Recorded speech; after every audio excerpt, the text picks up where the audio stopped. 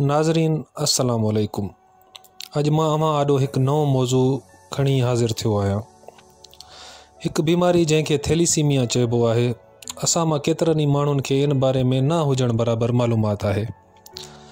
मां हिकु नंढड़ी कोशिश कई आहे त तव्हांखे ॿुधायां त हीउ मर्ज़ आहे छा ऐं छो थींदो आहे।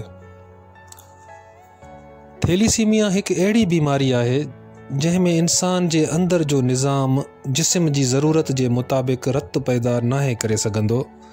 रत जी इन्ही कमी खे थैलीसीमिया चइबो आहे। अञा ताईं हिन बीमारी जो को इलाज दरियाफ़्त नाहे थियो। कंहिं मौजे खां अलावा मरीज़ खे ज़िंदा रहण लाइ सिर्फ़ु रत जी मुंतक़िली ते इन्हिसार करणो पए थो। जेसीं ताईं मरीज़ खे रत मिलंदो रहंदो ज़िंदगी हलंदी रहंदी। जॾहिं रत न मिली मरीज़ दम ॾेई वेंदो। शादी खां पहिरियां सिर्फ़ु हिकु टेस्ट तव्हांजे ॿारनि खे हिन मूज़ी मर्ज़ खां बचाए सघे थी।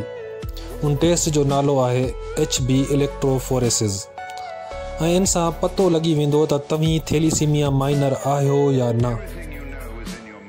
जेकॾहिं ज़ाल ऐं मुड़ुस ॿई थैलीसीमिया माइनर हूंदा त ॿारनि खे हिन मूज़ी मर्ज़ लॻण जो तमामु घणो ख़तरो हूंदो आहे। ऐं जेकॾहिं ज़ाल ऐं मुड़ुस ॿिन्ही मां को हिकु थैलीसीमिया माइनर हूंदो त पोइ का ख़तरे जी ॻाल्हि कोन्हे। जेकॾहिं ॿई थैलीसीमिया माइनर आहिनि त पोइ शादी न करणु घुरिजे।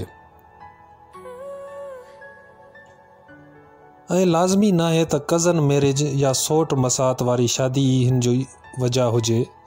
जेकॾहिं तव्हां ख़ानदान खां ॿाहिरि शादी कयो था पोइ बि टेस्ट नथा करायो तॾहिं बि हिन बीमारी जो ख़तरो मौजूदु रहे थो। टेस्ट जो वधि खां वधि ख़र्चो 2000 आहे। हिकु अंदाज़े जे मुताबिक़ हिन वक़्तु पाकिस्तान में 12 लख माण्हू थैलीसीमिया जा मरीज़ आहिनि। हर साल 6000 ॿार हिन बीमारी जो शिकार थींदा आहिनि।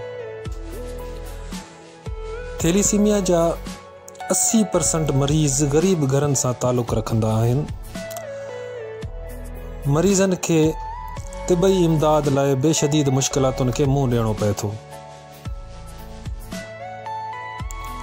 इन करे पाकिस्तान में खोड़ सारा इदारा बग़ैर कंहिं मुआवज़े जे इलाज जूं सहूलतूं फ़राहम कनि पिया ऐं अचण वञण जो किरायो बि उहे तंज़ीमूं अदा कनि थियूं। उन इदारनि मां फ़ातिमा ब्लड बैंक ऐं मुन्नू भाई जी सुंदस फाउंडेशन नुमाया आहिनि। जन ॿारनि में थैलीसीमिया जो मर्ज़ ज़ाहिर थिए त ॿारनि खे वज़न ऐं उमिरि जे हिसाब सां रत फ़राहम कई वञे। थैलीसीमिया जे मरीज़ में कैल्शियम ऐं विटामिन D जी घटिताई थिए थी। इन्ही करे इन्हनि खे खीर, फ्रूट ऐं ॾही जहिड़ा खाधा खाराया वञनि त जीअं हॾियूं मज़बूत थियनि। हेमोग्लोबिन 10 खां वधीक रखियो वञे त जीअं ॿार तंदुरुस्त रहे। नाज़रीन असांजो टॉपिक ख़तमु थियो पुॼाणी।